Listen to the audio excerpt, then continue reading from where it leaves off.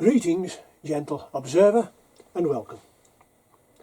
I am RDF, and within this video I will prove to you categorically and beyond all doubt that atmospheric carbon dioxide, or CO2, caused by the burning of fossil fuels is not the cause of any observed rise in global temperatures, as we are forever being told. And the whole man-made climate change story is nothing but a con trick perpetrated on a truly global scale.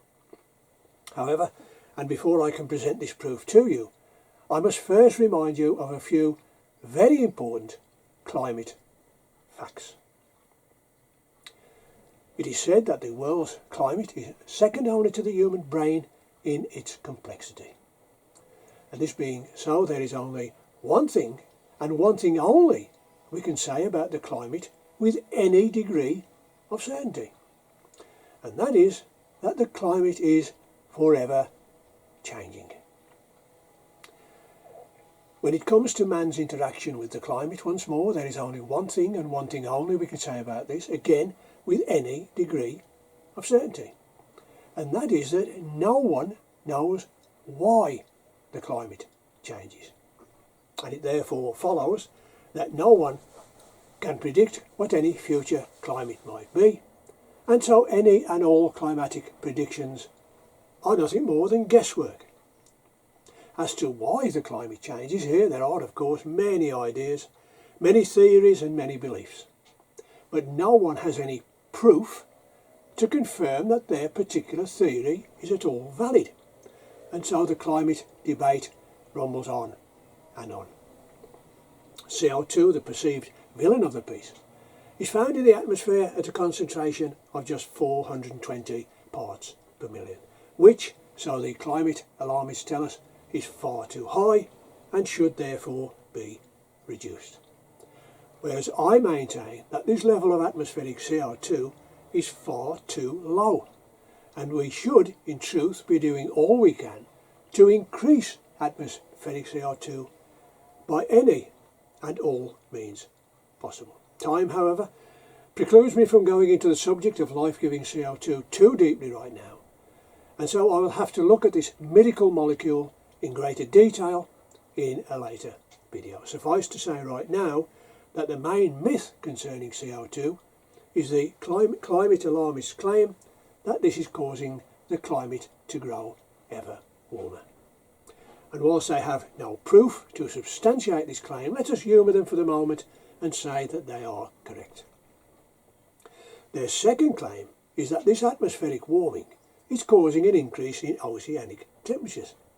And whilst this may sound logical, it must be remembered that the world's oceans contain some 1.35 billion cubic kilometres of water. And so it would take millions of years to warm this volume of water to any degree measurable. But, and once again, let us humour them for the moment and say that they are correct, and the oceans are indeed warming. Here is where the climate doomsayers stop, and they fail to move on to the next logical stage in their line of reasoning. And, this being so, let us do this for them. If we take a bottle of Coke from the fridge and open it, we would hear a slight hissing sound. However, should we take a bottle of Coke that has been sitting in a hot car on a warm summer's day, we would see an eruption of foam and bubbles as the top was removed. And this is because of the simple scientific fact that warm liquids cannot carry as much dissolved CO2 as can cold ones. This being so, then given that the oceans are indeed warming, then this would result in the release of oceanic sourced CO2. Clearly, this newly released CO2 would then combine with the existing atmospheric CO2, resulting in an ever-increasing concentration of CO2 within the atmosphere, with this now greater volume of CO2 causing an ever greater rise in atmospheric temperatures. As can be seen from this very simple flowchart, this process would then repeat itself in a never-ending cycle, and thus would be created a self-perpetuating feedback loop. Once in such a feedback loop, there would be no escape.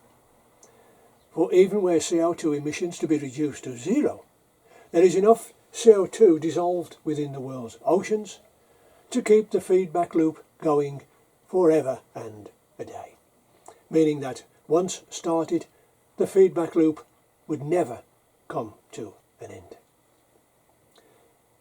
Such a feedback loop, were it to come into existence, would see global temperatures spiral upwards exponentially, with perhaps a 1 degree rise in the first year, but then a 2 degree rise in the following year, then a 4, then an 8, and then a 16 degree rise, and so on and so on, with global temperatures doubling as each year passed. And were this to happen, the Earth would simply be destroyed. However, and thankfully, we are in no such feedback loop, for if we were, we would not have seen the fall in global temperatures as seen from the end of the Second World War until the mid-1970s, and nor would we have seen the rise in global temperatures stall from 1998 until 2015. That we are not in a planet-destroying feedback loop proves, beyond all doubt, that a rise in atmospheric CO2 levels does not, indeed cannot, cause a rise in global temperatures. For if it did, then a feedback loop, as described, would be the inevitable result. This being so, whilst the reason for the warming trend seen from the end of the Little Ice Age until the present day remains a mystery, what we can say with certainty is that this 300 years of warming was not caused, indeed could not be caused, by an increase in atmospheric CO2. Thus the whole man-made climate change fairy story is destroyed completely. Indeed, and because of this, I hereby challenge all climate change alarmists to explain why, if atmospheric CO2 is the cause of global warming, we are not right now in a planet-destroying, CO2-induced, self-perpetuating feedback loop. And yes, Greta, this challenge includes you. If you want to know the truth about the climate, then please subscribe. I am RDF, and I thank you for watching.